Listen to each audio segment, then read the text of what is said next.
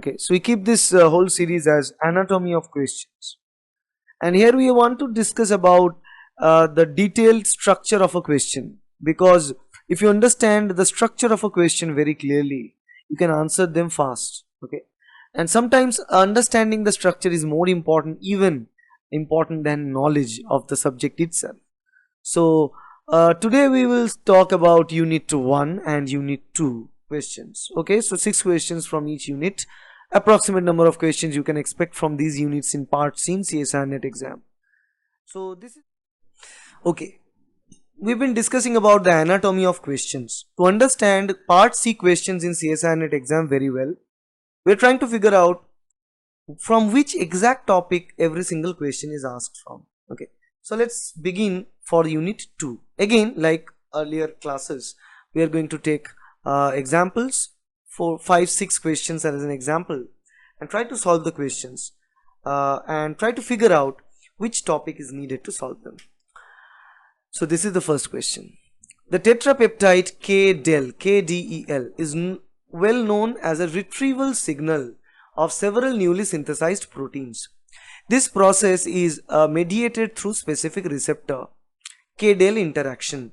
Any single amino acid change in this tetrapeptide will not allowed in terms of its binding to its receptors and its subsequent retention in specific organelle, whereas secretory proteins are devoid of such tetrapeptide. From this observation indicate the localization of the receptor of this tetrapeptide.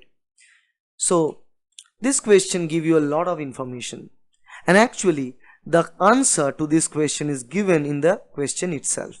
Not every single question is written in this easy manner like this one. So you should embrace this kind of questions when you see this in the exam.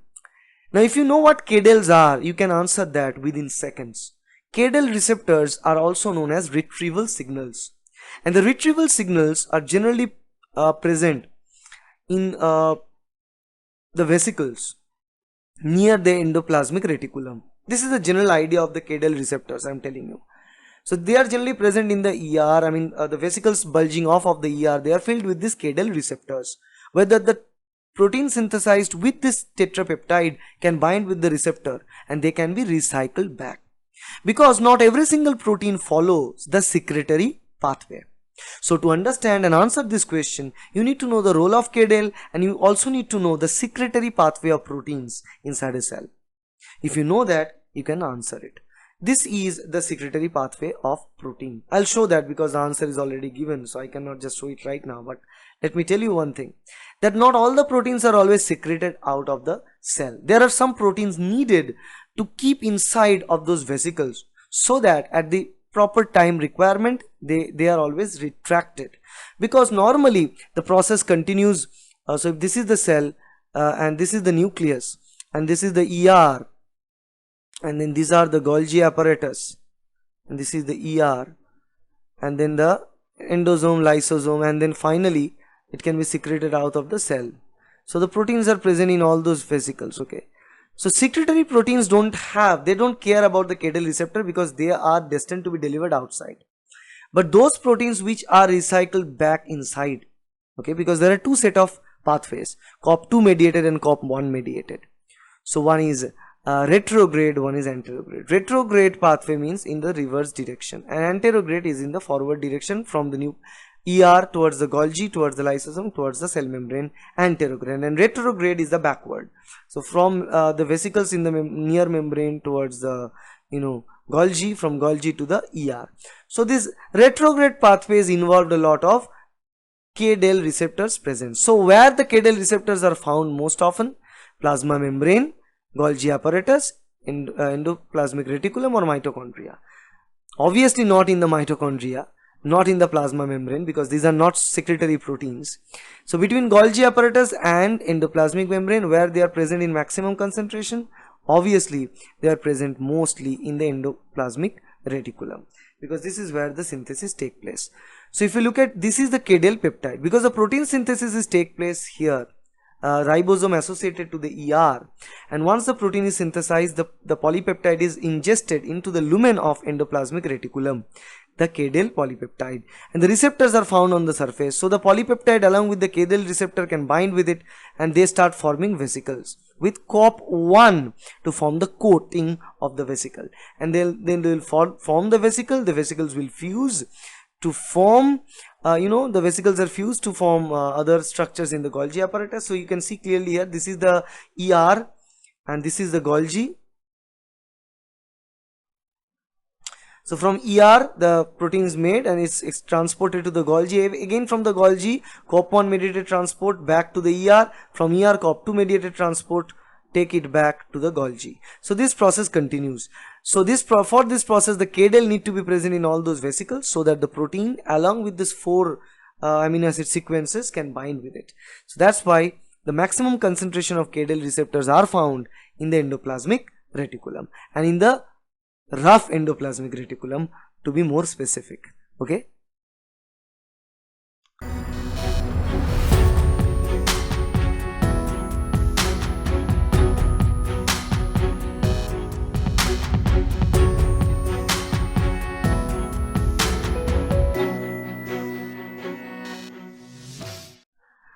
Now let's look at the second question. A null mutation is created in a gene which is responsible for specific phosphorylation at 6th carbon position. Phosphorylation at 6th carbon position of mannose on acid hydrolases occurring in the cis Golgi. The following statements are given towards explaining the effect of this mutation. A null mutation occurred, remember, in the gene which is responsible for the phosphorylation of mannose in the cis Golgi network. So from reading this only, you can clearly understand that this question is from the concept of mannose phosphorylation before the delivery of the sugar or delivery of mannose from the Golgi towards the lysosome, because the phosphorylation of mannose is only needed for the destination or delivery of the protein inside of the lysosome. Generally these are hydrolase. As you can see, this is acid hydrolase. Okay, mannose that is present on acid hydrolase, so obviously is an enzyme of lysosome, hydrolytic enzyme. So generally it's a rule of thumb that normally the proteins targeted towards lysosome need to be phosphorylated in specific mannose. That is what we are talking about in this question, and you need to know the process of this mannose phosphorylation to answer this. It said the lysosome will be devoid of lysosomal enzymes. The lysosomal enzymes will be secreted out. The lysosomal enzymes will get localized in the cytoplasm. Which statement or combination of the statement will explain the effect of mutation if the acid hydrolase in the mutation not getting degraded? Okay, that means due to the mutation, the acid hydrolase that is being produced by the lysosome failed to degrade the substrate. So it's not doing its normal job. That means it's not active. It's not doing its job. It's not doing its function. That means that for the degradation, we need the lysosomal enzymes to be released. So that means the mutation definitely cause the alteration of lysosome somehow. Now what may be the case? The lysosome will be devoid of lysosomal enzymes. The lysosomal enzymes will be secreted out. The lysosomal enzymes will get localized in the cytoplasm. Which among this is true? The lysosomal enzymes will be secreted out and the lysosome will be devoid of lysosomal enzymes. This should be the scenario. Lysosomal enzymes will get localized in the cytoplasm is not something that will happen, but what will happen is that due to this problem, the delivery of those required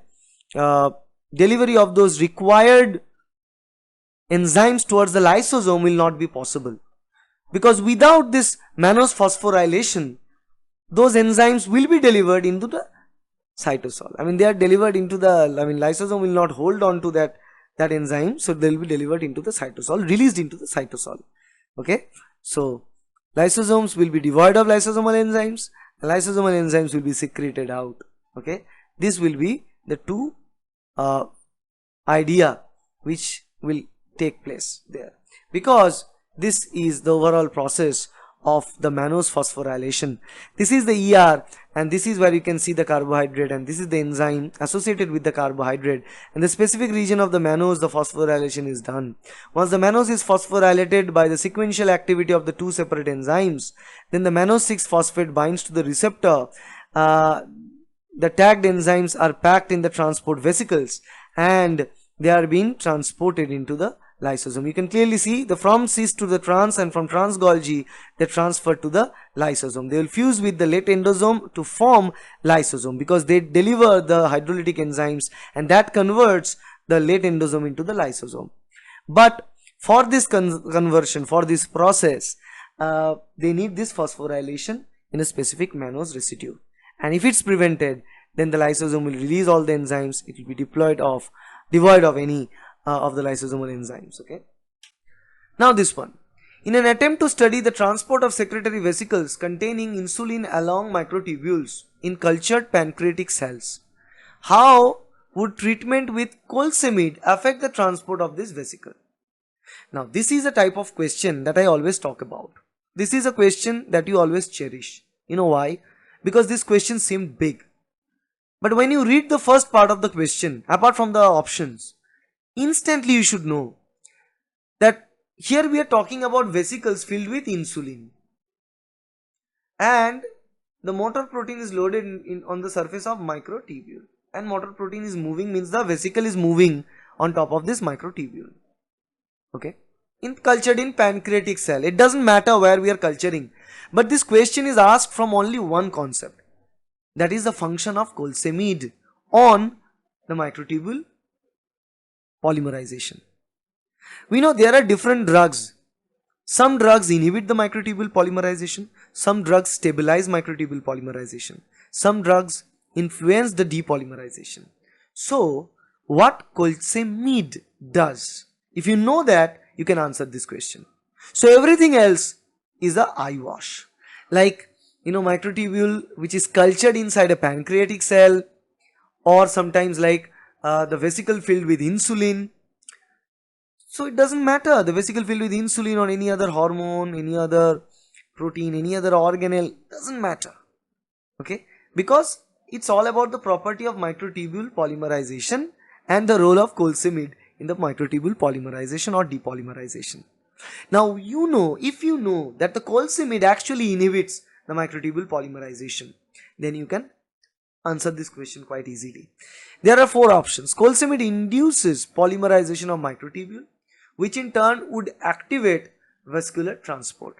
Second one, polymerization of microtubule is inhibited by colsemid, which in turn would inhibit the transport of secretory vesicle. Colsemid inhibits the vesicular trafficking through inactivation of V-snare protein. Colsemid activates T-snare proteins, in turn activates the vesicle transport. First thing that you should know is that colsemid does not play any role in sort of V-snare and T-snare proteins activation there. The role of colsemid is only during the polymerization and depolymerization of microtubules. So obviously 3 and 4 are not correct. Those are wrong. So as 3 and 4 are wrong, so definitely the answer is somewhere between 1 and 2. So one said the colsemid induces polymerization, the second says polymerization of microtubule is inhibited by colsemid. Now we know, yes, colsemid actually is a drug that inhibits the microtubule polymerization. Thus, as there is no microtubule polymerization, no movement of insulin carrying vesicle. So this is what happens when we add colsemid to a microtubule growing cell. So a cell growing active microtubule, adding colsemid will result in the shrinkage of microtubules very soon, because the colsemid causes the depolymerization of microtubule. And sometimes localized colsemid, means a colsemid present in only this portion, cause the shrinkage of the microtubule, but this portion colsemid is absent, so microtubule polymerization is working. Okay, so now this is another list of set of drugs which cause the microtubule polymerization or depolymerization. This portion is very important for CSIR NET. That's why I keep this table. Colchicine inhibits polymerization. Okay, demecolcine also inhibits polymerization. Nocodazole inhibits polymerization. Paclitaxel stimulates polymerization. Vinblastine inhibits polymerization. Vincristine inhibits polymerization. And vinorelbine inhibits the polymerization. Now all these three, vinblastine, vincristine, vinorelbine, they inhibit polymerization via the tubulin crystallization. If they crystalline the tubulin, then tubulins are not free from interaction, not free to form the polymer of tubulin, that is microtubule. Okay. So only paclitaxel among all this stimulates polymerization, rest depolymerize the microtubule. Okay. Now, so this question earlier, this question depends on a fact. If you know the fact, you can answer a part C question and get a 4 marks. Now this one, following is the diagram, the domain organization of 3 proteins that are targeted to mitochondria, 3 separate proteins A, B and C. Based on the domain organization in the above figure and assuming the left box to be having the mitochondrial sorting signal, the left box has the mitochondrial sorting signal. Predict the most likely sub-compartment of the mitochondria in which the protein will be found after the delivery. So, when you read this, you know instantly that the question is asked from the mitochondrial translocation of protein. So, if you prepare that part, you can attain it or leave it. So, it will take you second to decide whether you can attain the question or leave it. Now, this question is really easy because if you know the targeting of the different proteins inside mitochondria can be targeted in 3 different locations. One is in the matrix, second one is in the inner membrane of mitochondria, third one is the intermembrane space of the mitochondria. Okay. Now for entering a protein directly inside a matrix, they only need one signal, that is the mitochondrial localization signal. For inserting it inside the inner membrane of mitochondria, it needs a signal. Apart from that, they also need a hydrophobic region. Why? Because if I draw a mitochondria, you can see that to embed something inside this inner membrane, because the inner membrane is of hydrophobic layer of lipids. So that hydrophobic region, the protein needs to have a stretch of hydrophobic sequence which will interact with the hydrophobic region of the membrane, which is very, very important. And to deliver a protein inside the intermembrane space, okay, then obviously they should have let's say 2 separate signals. One mitochondrial signal, second one is the intermembrane localization signal. Sometimes may also contain hydrophobic stretch, but it's not always necessary. Okay, so more than one signals must be present. So look at it. The first one have matrix protease cleavage site. So only site where matrix protease cleavage site means the protease enzyme that cleaves this protein in the matrix. So definitely this is the simplest form of protein that needs to be delivered inside the matrix of mitochondria. This is the very first thing you can clearly tell. The second one carries one inner membrane protease site and one hydrophobic region. That means definitely this protein is going to be embedded into the inner membrane of mitochondria. And the third one, which carries a box here, matrix cleavage protein site, this is like interacts with outer membrane import pore. So this region interacts with the outer membrane import pore. So protein somehow is need to involved in the outer membrane import pore when the protein needs to be inserted inside the intermembrane space of mitochondria. So which of the options are correct? In this case, A must be targeted inside a matrix, B in the inner membrane and C in the intermembrane space. So option 1 carries A in the matrix, B in the inner membrane and C is the intermembrane space. So option 1 is the correct one. Okay, this is the again explanation written in here.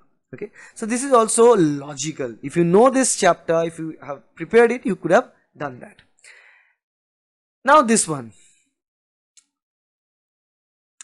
physical attachment between cells important in imparting the strength in the tissue. Various physical cell junctions in vertebrate epithelial tissue are classified according to their primary function.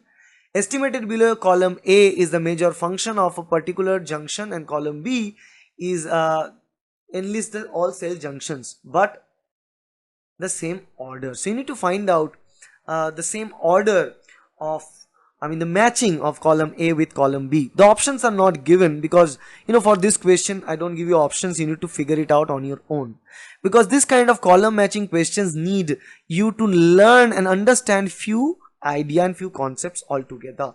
Generally these columns are 4 to 5 row. Among the 4 to 5 statements, you need to know at least 2 of them to be truth. If you know 2 of them, then you can still answer the question by looking at the option. But this is a easy one to find out the different types of intercellular junctions and their role.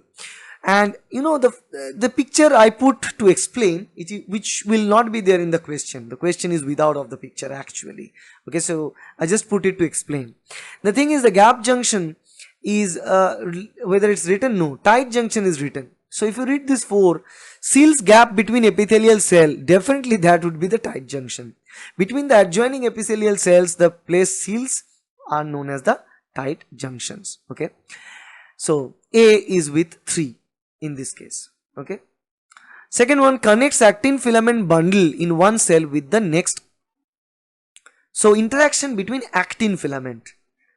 So if you don't know that, don't worry, read the second option. Read the third option. Connects intermediate filaments in one cell to those in the next cell. Now this is something important. If you know that intermediate filaments are stitched and connected via desmosome structures, then you know that C will be desmosome. So C will be 1. Okay, it's done. C is 1. So now only 2 options are present. D, anchor intermediate filament in a cell to extracellular matrix. Now whenever there is a protein component which can connect the intermediate filament with the neighboring cell, then obviously that structure is a desmosome or a hemidesmosome. Desmosome is when the intermediate filament of the adjoining cells are connected, and hemidesmosomes when the connection is between the intermediate filament of one cell with the extracellular matrix of the neighboring cell or of the neighboring cell from the outside. Okay, so this should be hemidesmosome. D will be hemidesmosome. And the last thing remain is this. Adherent junction will be this one. So whenever we are looking at 2 cells connected with one another via the actin filaments. So the actin filaments of the cell are connected with one another, that is by adherent junctions. So B will be 4. So you can clearly tell this by looking at the both column. So see here, we only needed 2 to know properly for this kind of question. That's the beauty of this combination type questions or this column matching type questions. That's why I always tell you to attain this column matching question, because if you know 2 to 3 of the 4, you can clearly answer that without any glitch. Okay, so remember, reading is not enough. Just like this, classes of anatomy of questions are really important to understand the question type, and once you know the question type, you also need to know how to approach to answer that question correctly. Okay, yes, the answer is yes. If you ask yourself this question, that can you qualify CSIR NET Life Science exam within 6-month preparation? Yes. And if you don't need to believe me, just see the results that our students are getting who joined shomus biology coaching for 6-month period of time. So I'm really thankful for shomus biology, and I would suggest everyone to go for it. A lot of help and support by Suman sir, always remembered in my mind. The study materials I got helped me to understanding the topic very well, and the test series helped me to covering up the syllabus in a perfect time. This is all because of the online test series. In-depth knowledge what shomus biology gave me. I want to thank shomu biology. I want to thank each and every member of shomus biology for their effort, whatever they are putting on us. And I am very much happy to choose Shomu sir for my CSIR NET JRF journey. It really leveled up my preparation. I was confident on the day of exam. The classes helped me a lot to understand my subject from very basics to advanced level. So I really thanks Shomu sir and also ma'am for always guiding me. With proper guidance, roadmap, and the help and training with perfect amount of study material and how to utilize them, the resources, everything together, can help you qualify that. I am the person who will help you reach to the pinnacle of your success and your journey for the CSIR NET Life Science examination. If you trust me, if you trust my lectures, then join Shomus Biology online coaching. Registration is going on. The details are there in the description. Fill the form to reach out to us or simply contact the number given in this video.